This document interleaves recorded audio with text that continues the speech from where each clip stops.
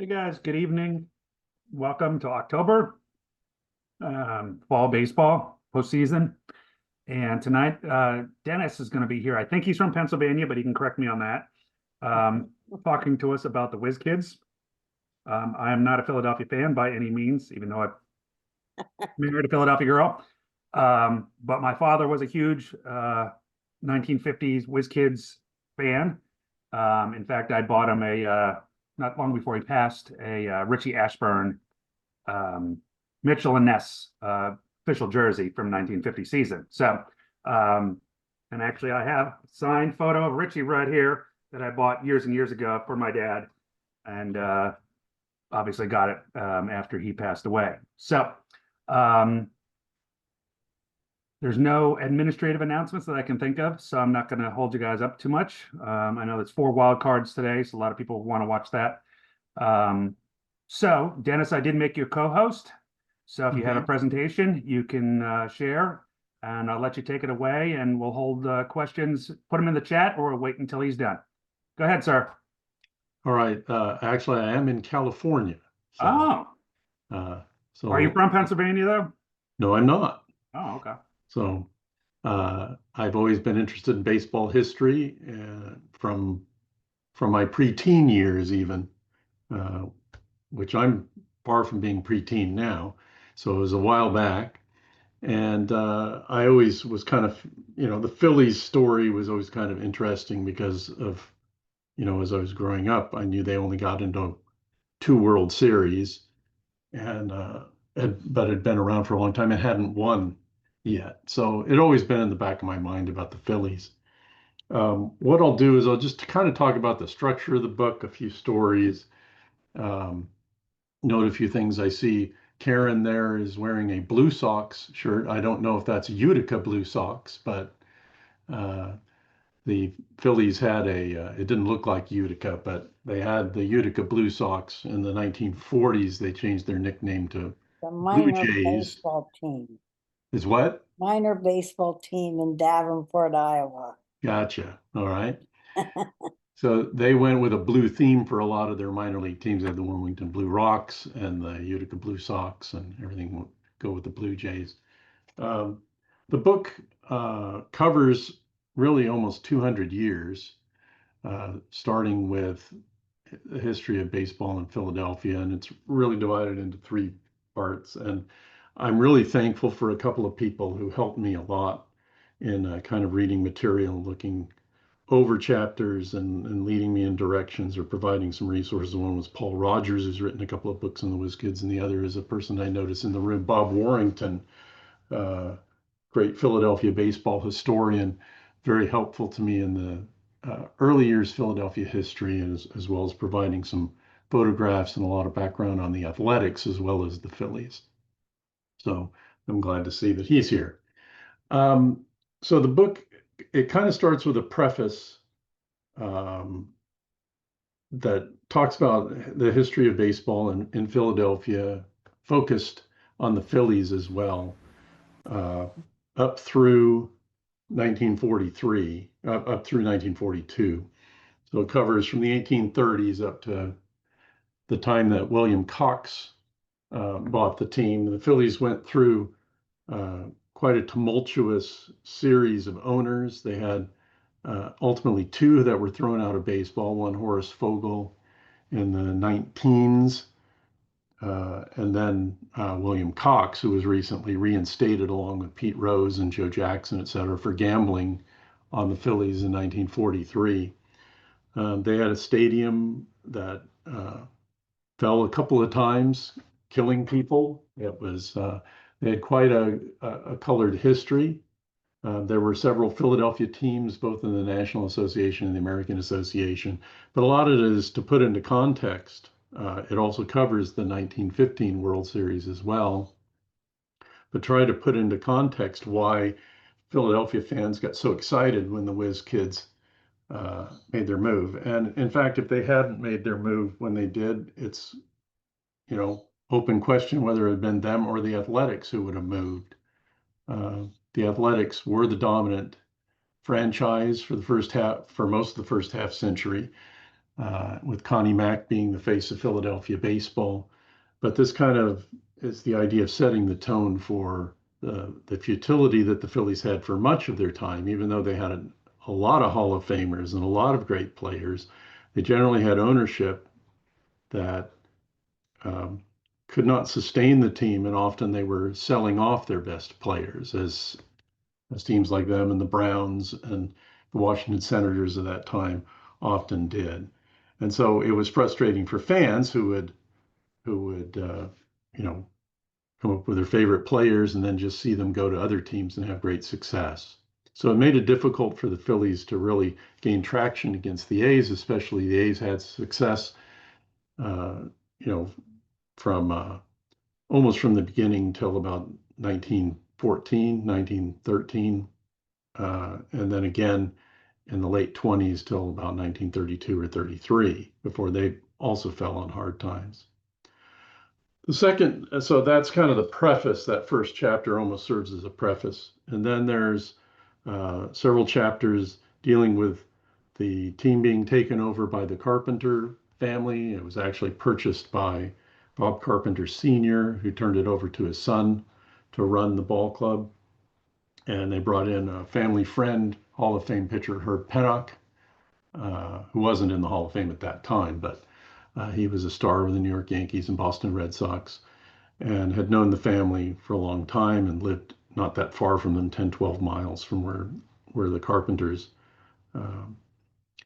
lived. And the Carpenter family, the father bought the team, had married into the DuPont family. So for the first time in a long time, the Phillies had an owner with means, and the young man, Bob Carpenter, at 28, was the youngest president in league history at the time, was motivated to make the team a winner. So the second part of the book deals with the building of the ball club, how they did it, kind of building a farm system from scratch, and investing in their own players and keeping them, which is something that's the key part that the Phillies hadn't done.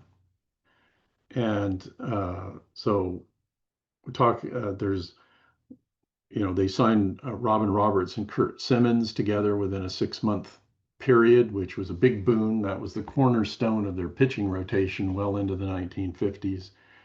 And the acquisition and signing of people like Richie Ashburn and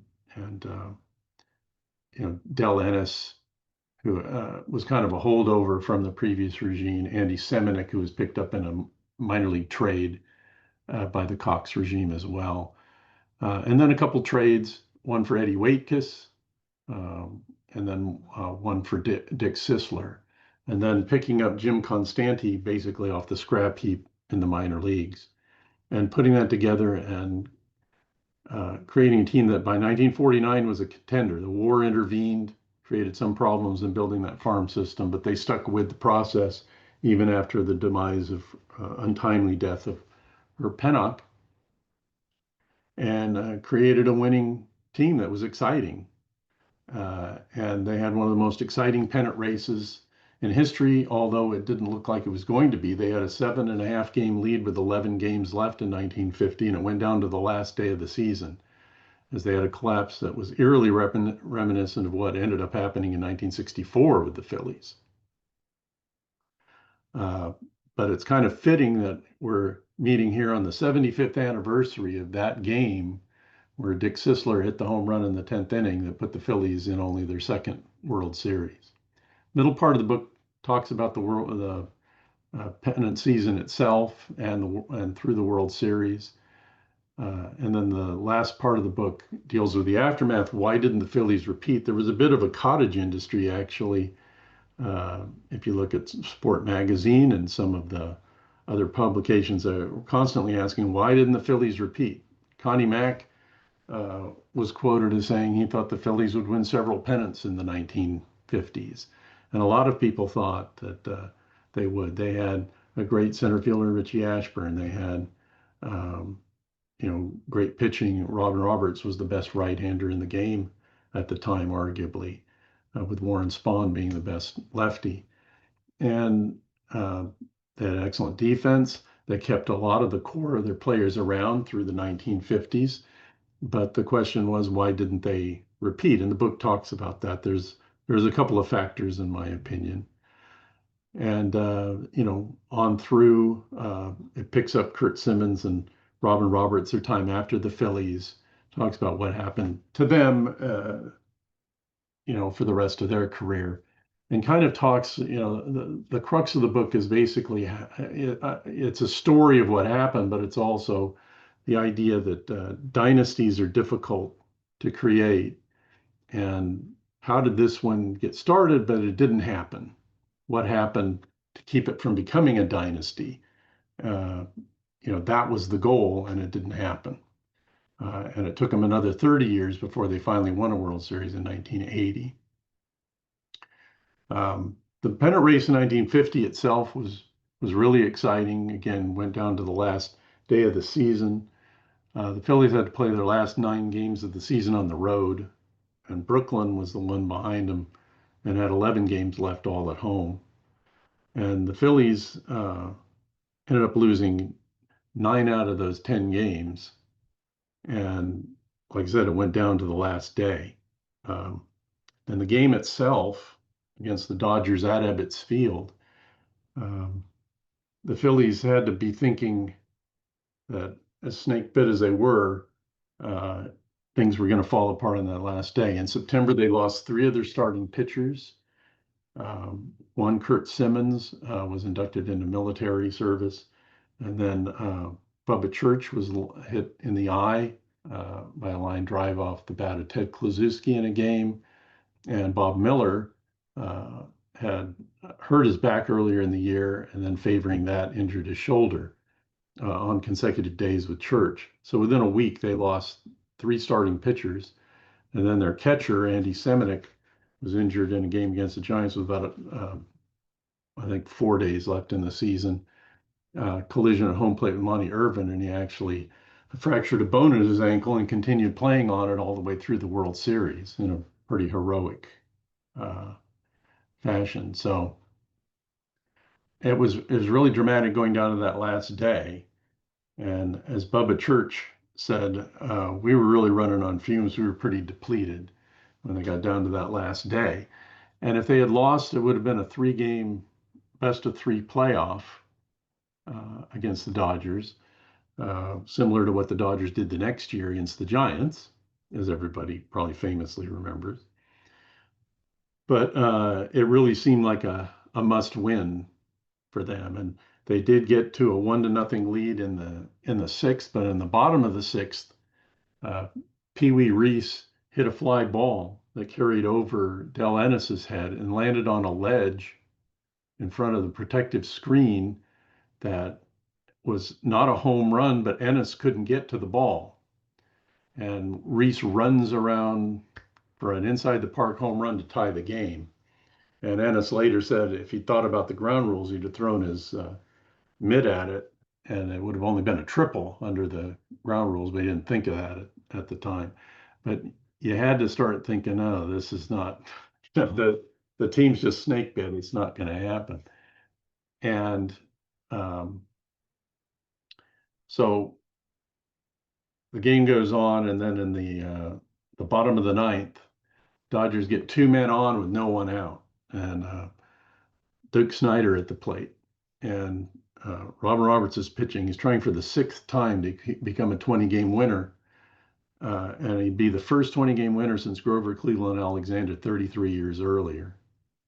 And he's pitching against Don Newcomb. Both had 19 wins going into that last game. So Snider comes up with runners at first and second, no one out.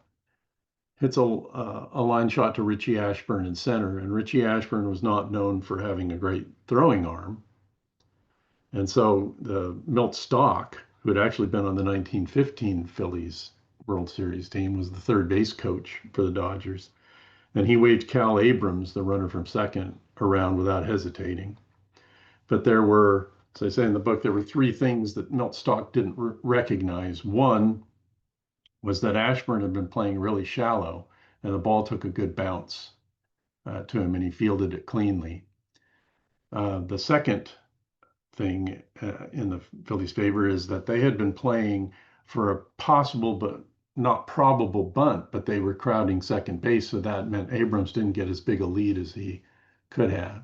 And third, that Stan Lapata was catching at that point. He had replaced Seminick late in the game. And so Seminick with his broken ankle wasn't the one who would be blocking the plate. It was going to be Lapata. And Ashburn threw him out by probably 15 feet. Abrams didn't even try to slide. He made kind of a half-hearted move to knock the ball out of the glove, but was unsuccessful.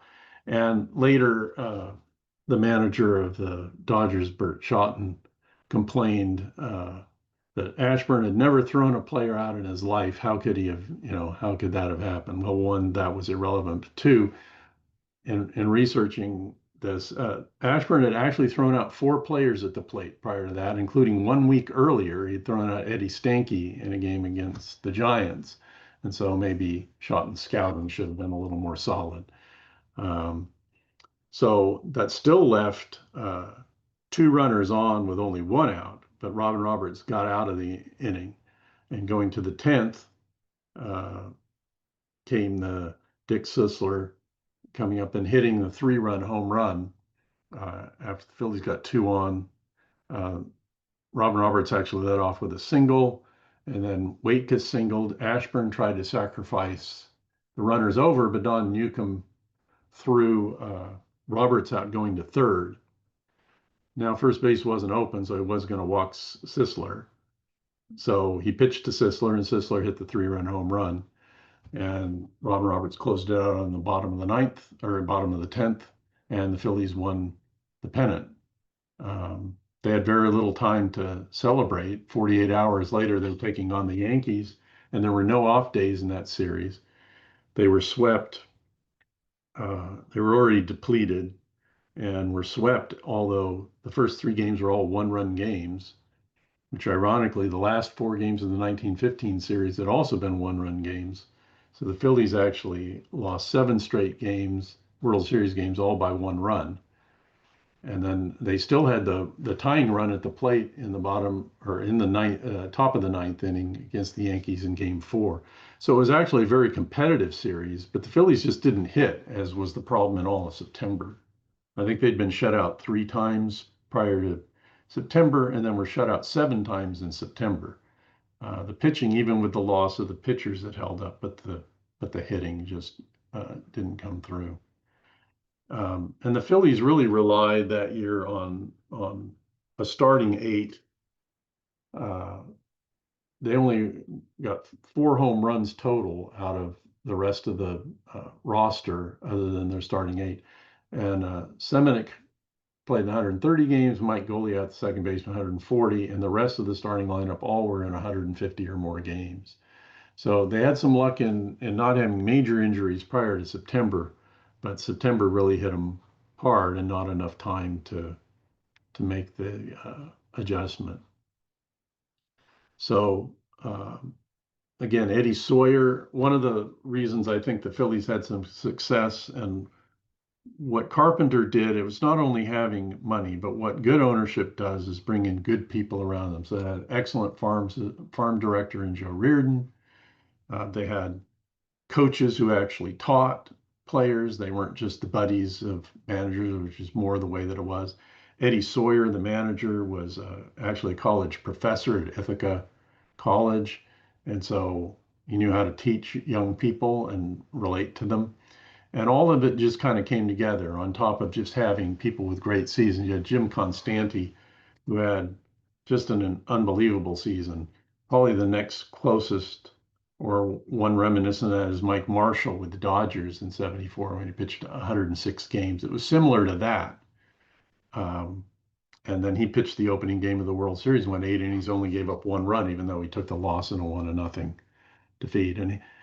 And these players were characters as well. Constanti, his personal pitching coach, was his next door neighbor, Undertaker, who was a bowler, and convinced Constanti that you could take spins and different movements from bowling and use that for baseball. And it worked for Constanti. He pitched more than 170 innings, including the World Series, won 16 games, all in relief, 22 saves, averaged more than 2 innings an appearance. I think just an incredible performance. But by the time they got to the World Series, because of all the injuries and Curt Simmons being in the military, Eddie Sawyer really only had faith in 2 pitchers, and that was Roberts and Constanti. And the rest of the roster hadn't been used that much or was hurting. Russ Meyer had been battling elbow chips all year. So, but it was a very exciting pennant race, more exciting than Phillies fans would have wished. And they got to the World Series. It was a disappointment, but as Curt Simmons said, I was sure I'd get another chance. The Phillies were going to win more World Series, but it didn't work out that way. There's a question here about Ashburn's throw in the ninth. He had crept in for a pickoff play at second. There's some versions of that. He was definitely playing in shallow, and the infield was bunched towards second, definitely looking at either a pickoff play or to prevent a possible bunt. So yes, he was in close. Whether he was on the move in, I'm not sure, but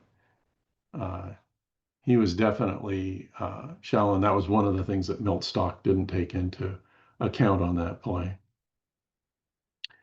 So with that, I'm open to questions or just have a conversation, either about the Phillies' history or that season or what happened to them after.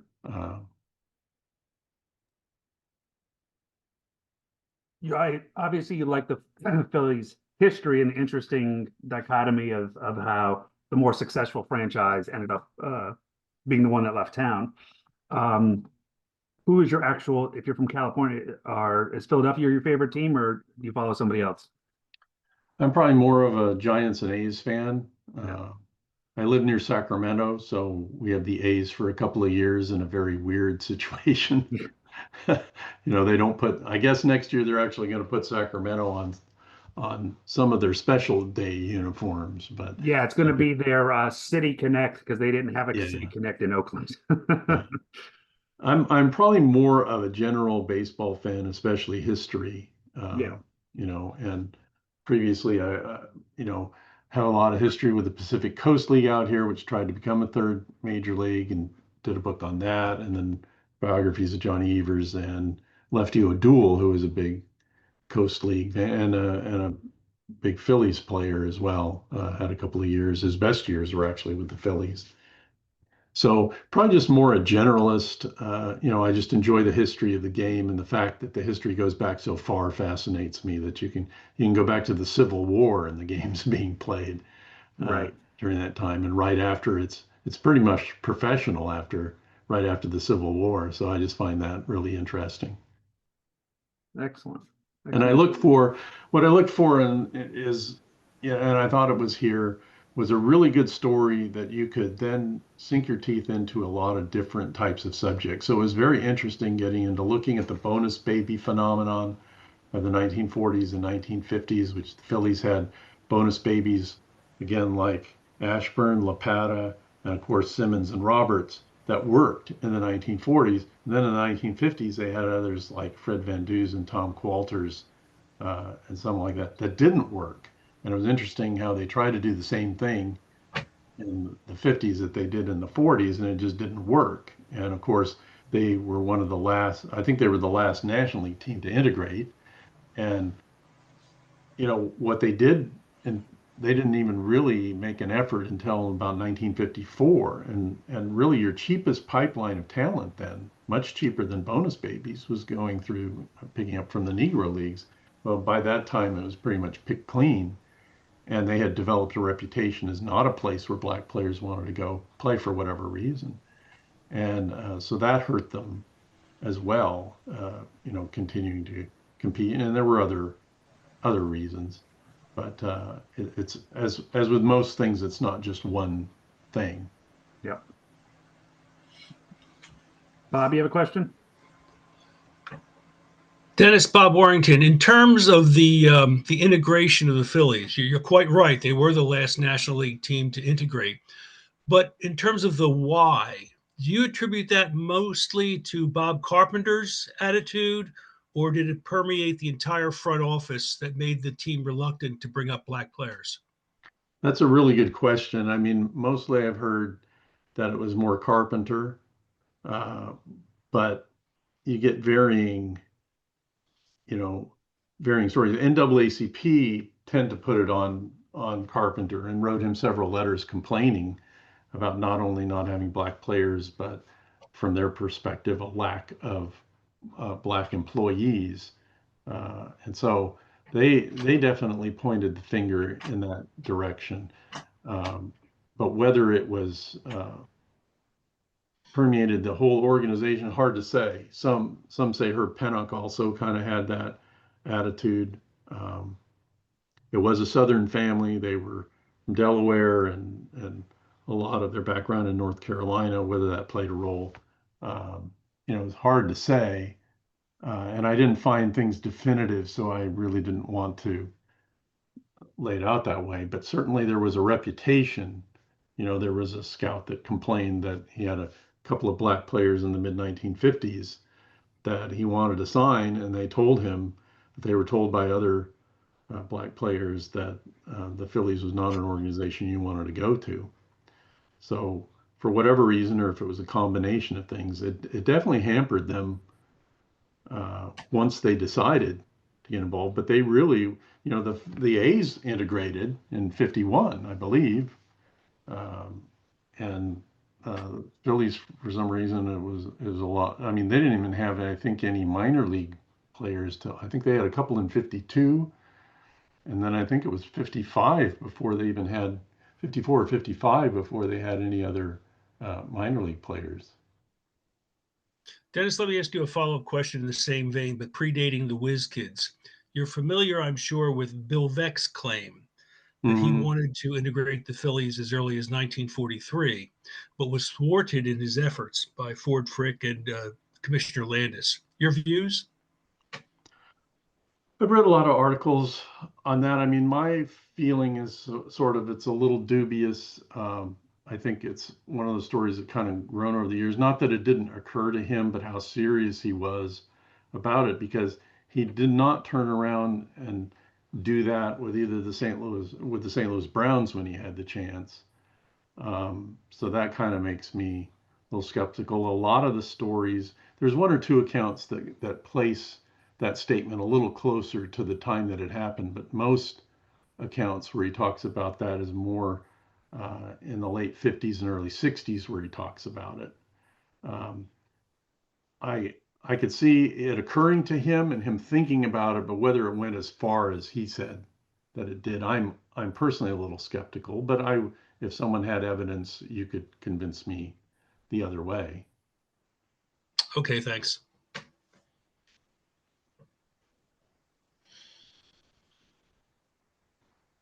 Anybody else questions for Dennis?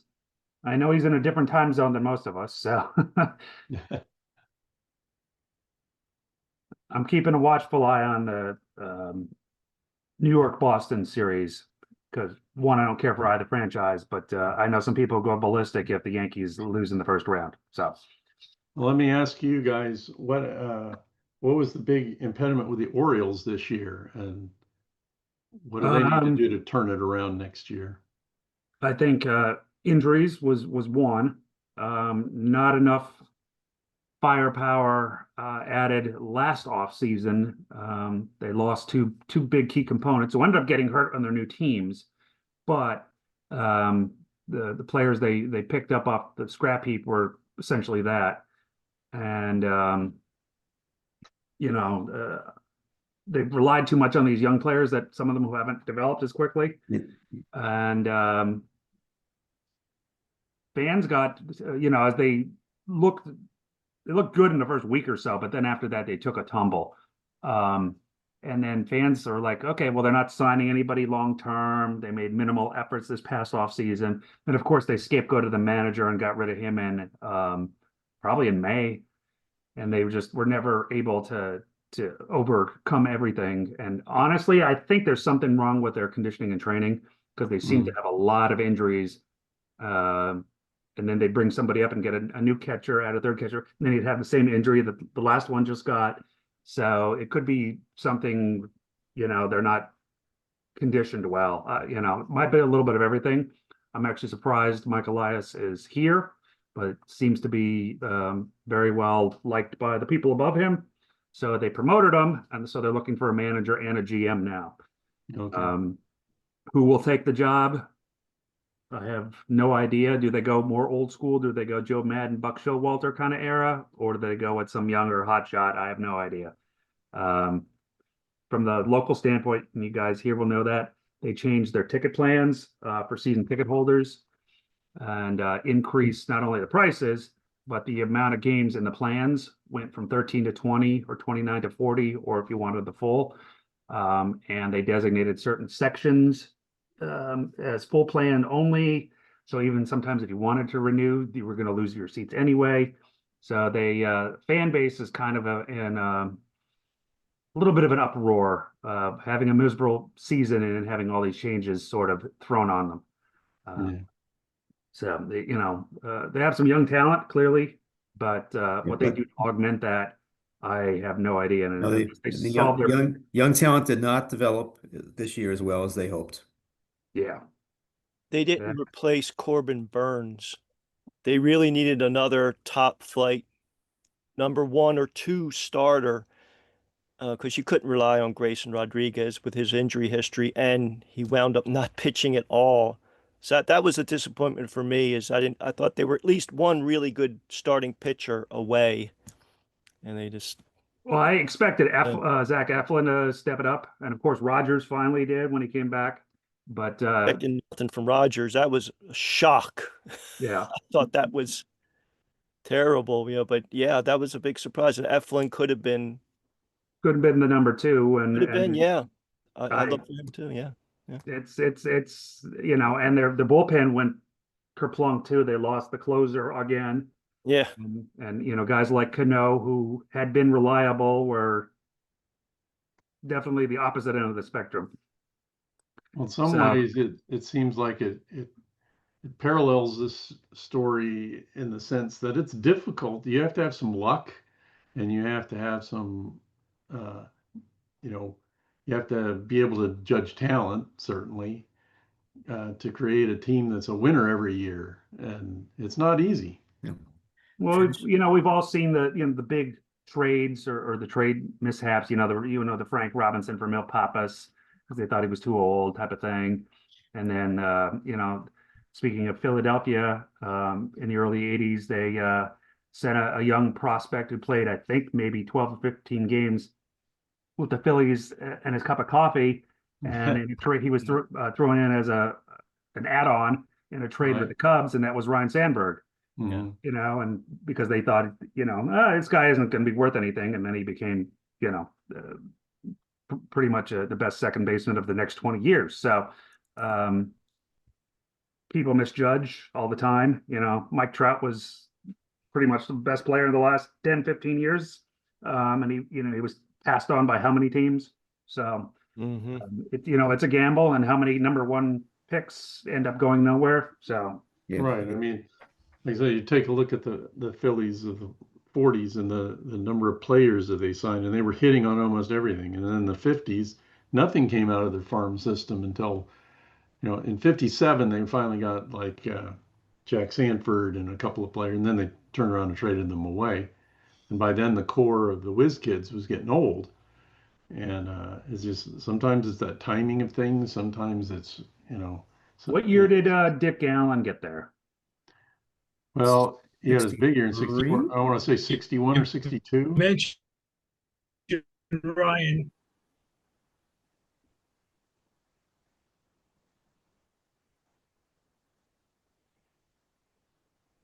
For some reason I want to say 62, but Okay.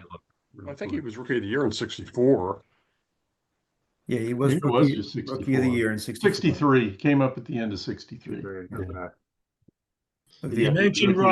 You mentioned Ryan Sandberg, and of course the Phillies had another infamous trade with the Cubs in the 1960s when they gave away a pitcher named Ferguson Jenkins to Mhm. the Cubs and got very little in return, although Larry Jackson had a couple pretty good seasons for the Phillies. And then, of course, giving up on a player too soon. The classic example is Curt Simmons. They let him loose in 1960, and between then and 64, he went 16-2 against the Phillies. And the most infamous part of that of all is when the 10-game losing streak in 1964, the last of those 10 games, September 30th, just yesterday, 61 years ago, Curt Simmons was the pitcher for the Cardinals when they beat the Phillies in that 10th game and sealed their fate in terms of the National League pennant. Baseball is a funny game, and it doesn't have much of a sense of humor. Right, and Simmons did get to pitch against the Yankees in the World Series just 14 years later. So he did get his other chance. Yep. And you're talking about Jenkins, it's interesting because his mentor with the Cubs was Robin Roberts, who also pitched well after the Phillies let him go. He had 3.5 really good years with the Orioles, a good half season with the Astros, and ended up at the end, he was pitching for the Cubs. It's kind of a pitching coach pitcher. And Fergie was with the Cubs by then. And Robin Roberts worked with him, and Jenkins always credited him as one of the people who made him a success. And it's unbelievable. Take a look at Robin Roberts and Fergie Jenkins' career numbers sometimes, and how close they are to each other, and how similar type of pitcher they were. I mean, I think one had 284 wins, one had 286. They pitched the same number of years. They were both control pitchers, good strikeout to walk ratio, very similar careers, very almost eerie. To be fair, when you pitched for the Orioles, you looked good. I wonder why. Yeah, he was kind of he helped Jim Palmer. He was roommates with Jim Palmer, Robin Roberts was in 65, as I'm sure you guys know. Yeah, I think Jim Palmer mentions that like every time. Yeah. Every game he telecast. Yeah. Okay. Yeah. So it's just interesting. These threads that go through the history of the game always fascinate me. You know, that all these players are interrelated in a lot of ways, you know, over time. Another thread, you mentioned the bats went cold in 1950 in the World Series. The same thing happened in 1915. With the exception of Fred Luderis, the team collectively hit 182 against the Boston Red Sox. Luderis had a major series. He hit over 400 and hit the only home run for the Phillies in the series. But again, the same thing happens, 35 years later in 1950? Yeah. Like you said, history kind of, it doesn't have a sense of humor, and it tends to repeat itself a lot. The Red Sox in 1915 did have some pretty good pitching. They did. Sure did. Yeah. They did.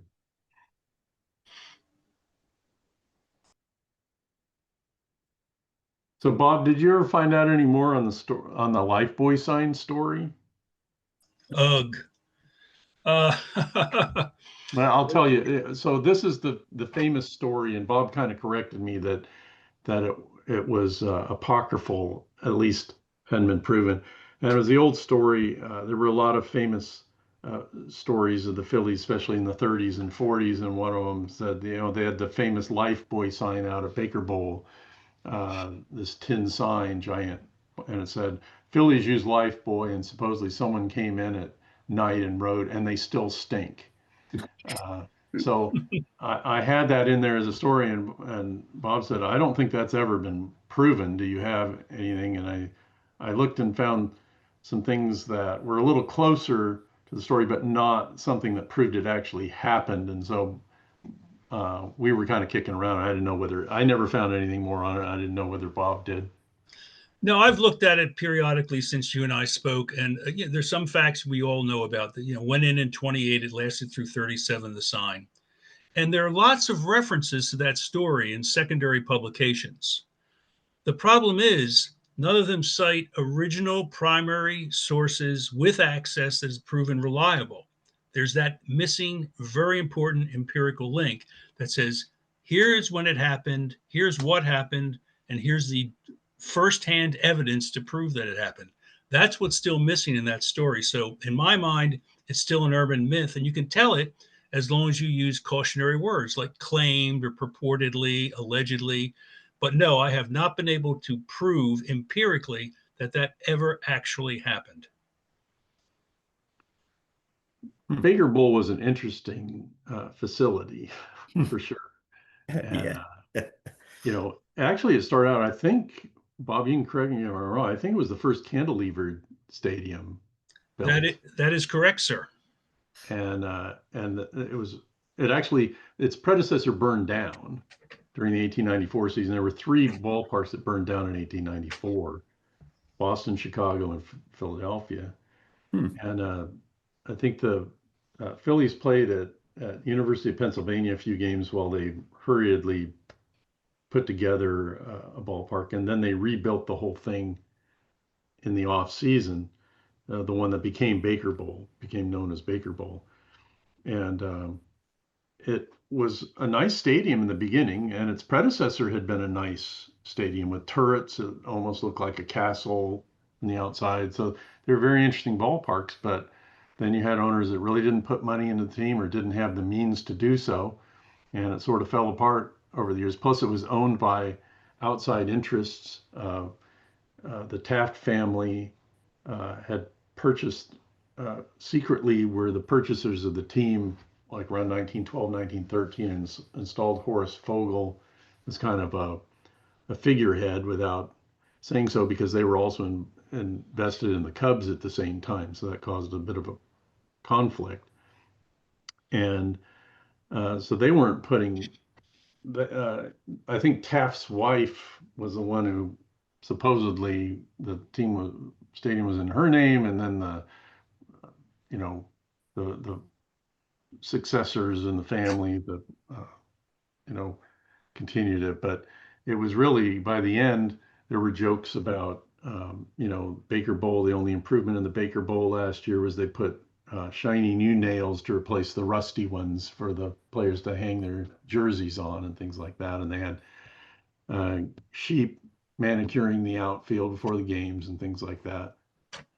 So it was a problem when there wasn't money, and you got the Depression going on at the same time, et cetera. Part of the problem, too, with the Baker Bowl is when William H. Locke and his group bought the team in 1913, part of the deal was they had to sign a 99-year lease to play there with right. Charles Murphy. But Murphy still owned the grounds and the ballpark. The Phillies didn't. And that gave him if he wanted to maximize his profits, that gave him very little incentive to invest a lot of money in the upkeep to the ballpark. Now, the Phillies were responsible for some of the day-to-day maintenance, but when anything went fundamentally wrong, like, for example, when the stands collapsed or that platform fell over, that was Murphy's responsibility, and he just didn't want to spend a lot of money on the team. And the one good example is there was a lot of rotted wood on that platform that fell in 1903. And one of the construction guys who were there removing the debris said, big problem was there was a lot of rotted wood. It was pine wood. And instead of replacing it, they just painted over it to make it look nice. And it had rotted out. Anyway, yeah, a lot of problems with the ballpark in the later years.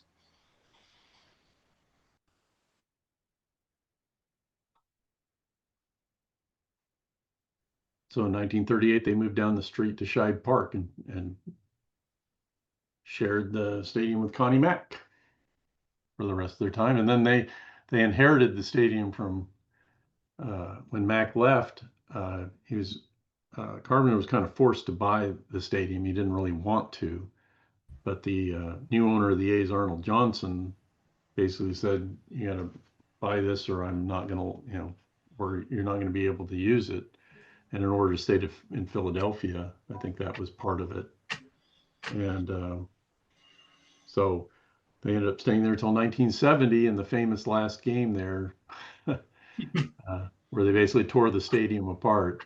There's a great story you can see where Richie Ashburn, who became a broadcaster of the Phillies right after he retired, up until his death in '97, he was talking about how crazy all these fans were. And then he looked down and saw two of his sons were carrying off a section of seats.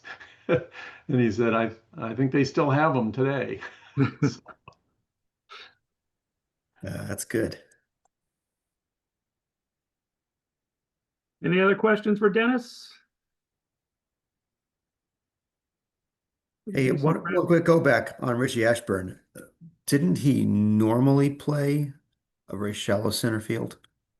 Yeah, he generally did, yes. And he had speed and could go back on the ball pretty well. Right.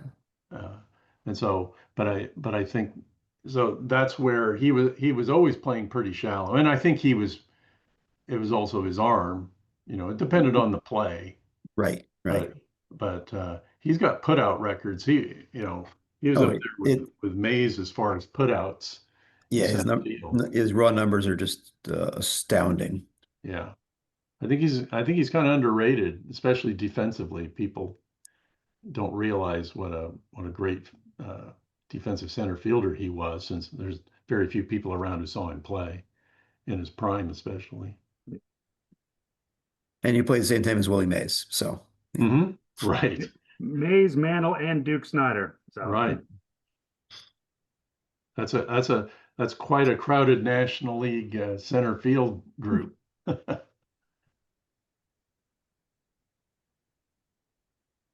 right, guys. Anybody else? No? Quiet. good, very good.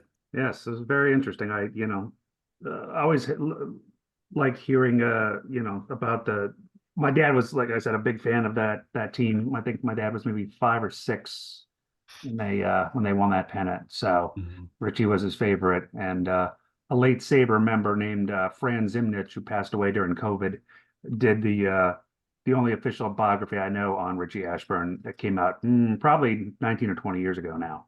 Okay. He was one of the few players who was an all-star both his first and last seasons in the major leagues. And his last season he was on the 62 Mets. Oh, yes, I had to send somebody, yeah. And they were terrible. And he still batted over 300. And he was like, I'm not going through this again, so I'm retiring. As I recall, his last play on the field was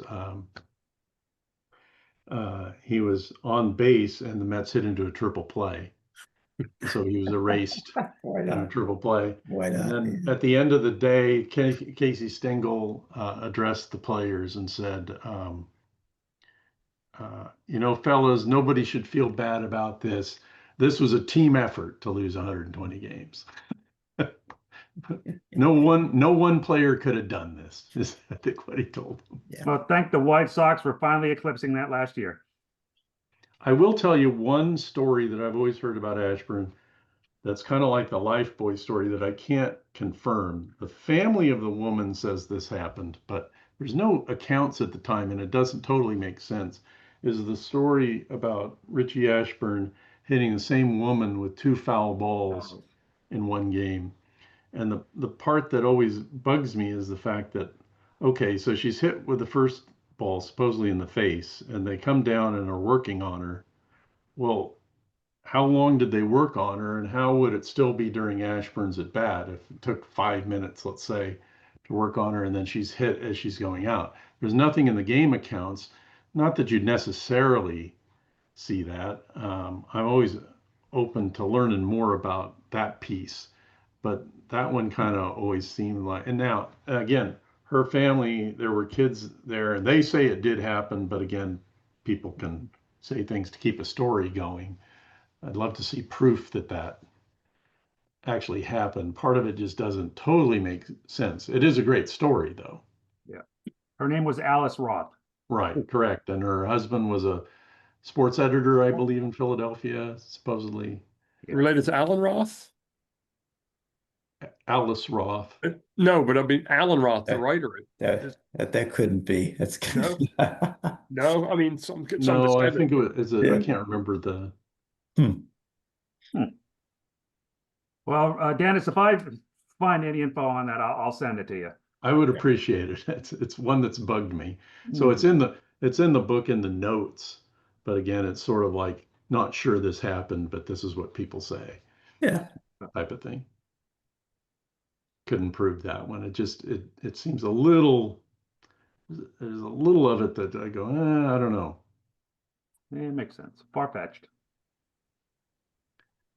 Wouldn't be the first story that's far-fetched. Yeah.